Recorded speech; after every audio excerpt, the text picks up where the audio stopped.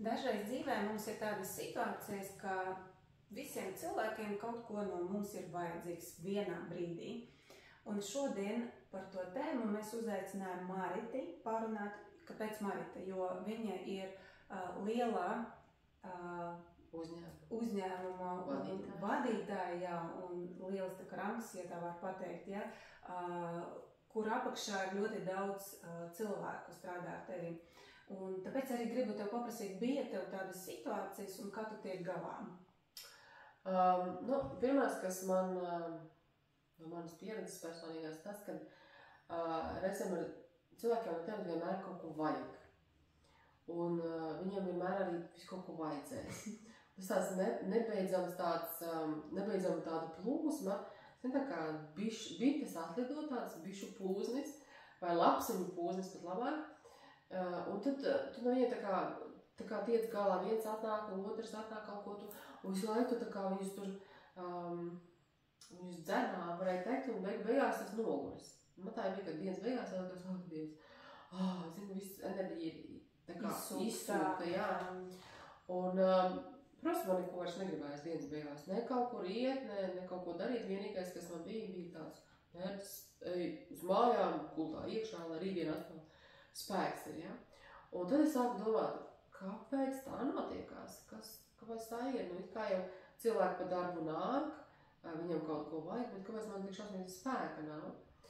Un, protams, es atradu atbildi ģenētiski grāmatā, kad cilvēkām vajag arī nevis tā, zini, ka no tevis tā kā prasa, bet arī, lai dod, tā kā ir apmaiņa.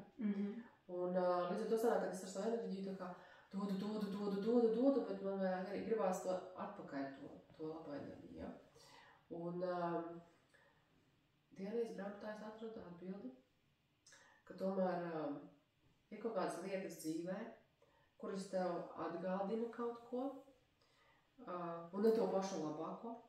Un līdz ar to tev ļoti daudz uzmanības aiziet uz tādām, varētu teikt, situācijām dzīvē, kuras ir negatīvas, un tā enerģija aiziet uz turieni. Un, protams, ka tev ir kaut kas labs notiek dzīvē, tad tev uz tāda pārpilnība, bet enerģija tāda laba.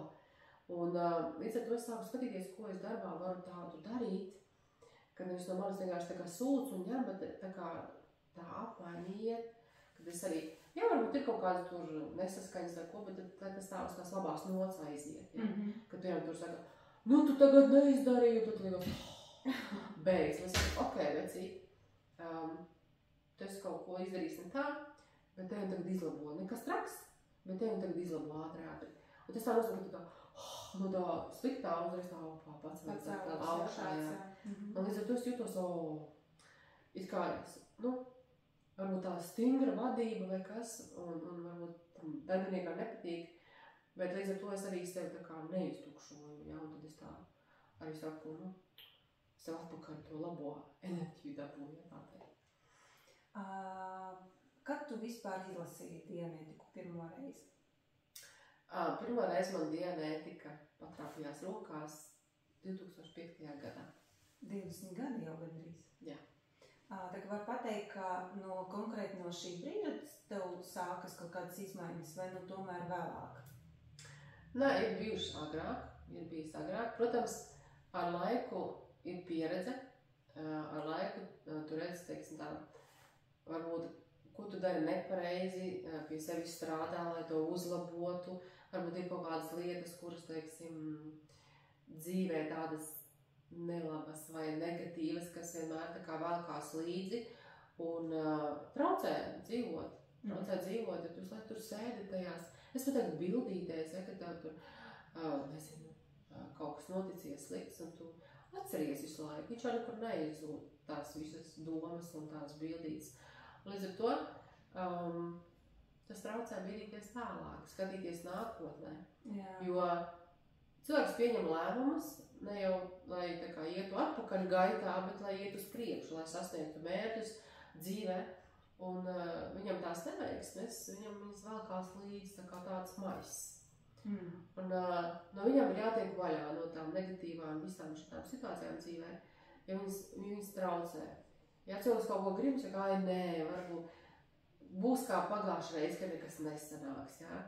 Vai, nē, par šo tēmu es vispār negribu runāt, neaiztiksim, bet viņam pat cilvēkam iekšā tas vienalga sēž, un viņš to pārdzīvo, vai izrāda viņš to pret citiem vai nē, tas tā kā, zin, kā saka, grauž no iekšienes, jā. Un, tad sanāk tā, kā ar laiku nekas nepariet. Ne. No kā sāk, cik pagaida laiks, visu izlabos, vai tur izārstēs, tad nē, ja? Nē. Cilvēks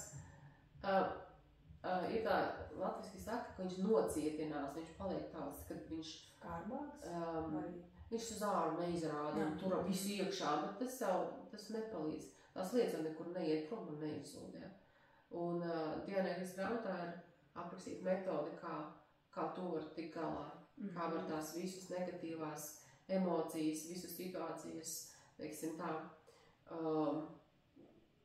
varētu teikt, to metodu pielietot, lai viņas netraucē. Kad cilvēks saprot, ka tā ir bijis, bet viņam tas netraucē plānot nākotni, jā, vai arī, teiksim, darbā, kad viņš varbūt tāds cilvēks negrib nākt pie vadītāja, tāpēc, ka viņam liekas, ka viņš atkal viņu sabļaus. Jā, un līdz ar to viņš nenāk, un viņš uztaisa nākošo situāciju, kad viņš neizdarot un neatnākot, varbūt nepaprasot tam vadītājiem kaut ko, viņš atkal uzstājas tādu situāciju, ka uz viņu atkal sabļauj.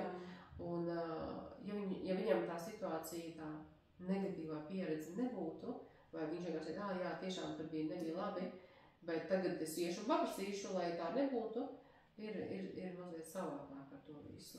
Vispār runājot par nākotni, tu teici, ka plānot, es bieži vien runāju tagad ar cilvēkiem, viņi saka, ka vispār neko plānot nevar, ja? Nu, tā kā mēs dzīvojam tagad tādā vidē un haotiskā apkārtnē, ka vispār uz kaut kādu tur tālāko nākotni vispār nav jēgas neko plānot. Kā tu uz to skaties? Cilvēki nejūt stabilitāti, un viņi nav pārliecināti paši par sevi, par savām spējām, ka viņi tomēr var to darīt, ja? Un otrs, varbūt viņi nezina vai neredz, kā viņi to var darīt. Un ir kaut kādi šaubas, ja? Un tas nāk viss no mūsu pieredzes, kas ar mums ir noticis, ne šodien, bet vakar, aizvakar, gadus atpakaļ. Un ar to visu vajag strādāt, ja? To visu vajag... Gribu pateikt, ka atkal ir saistīts ar diēnētiku? Jā, vajag lasīt diēnētiku, vajag pielietot diēnētikas metodi, lai atbrīvotos no visām negatīvajām situācijām, un lai cilvēkam tā uzmanība vairs nav vērsta jau pagātnē, kas noticis ir, bet viņš var paskatīties, ka jā, tā bija, bet viņam tas netraucēja skatīties un plānot un nākotnē, jā. Tev ir pašie plāni? Protams, man vienmēr ir. Reizēm man tādi mega plāni, ka citiem vienkārši, jā, tu tik tālu var paskatīties, es varu, jā. Super. Jā. Marita, paldies tev liels, bija ļoti interesanti. Mēs varam visi pateikties Maritai par ļoti interesantu interviju. Liekat laiku, rakstiet komentārus, ja jums palika kaut kādi jautājumi, Marita obligāti atbildēs arī pati. Un mēs ar Maritu aicinam jūs nākt pie mums ciemos Latvijas diēnētikas centrā. Mēs atrodamies Krišjāna Valdemāra iela 20 Office 2.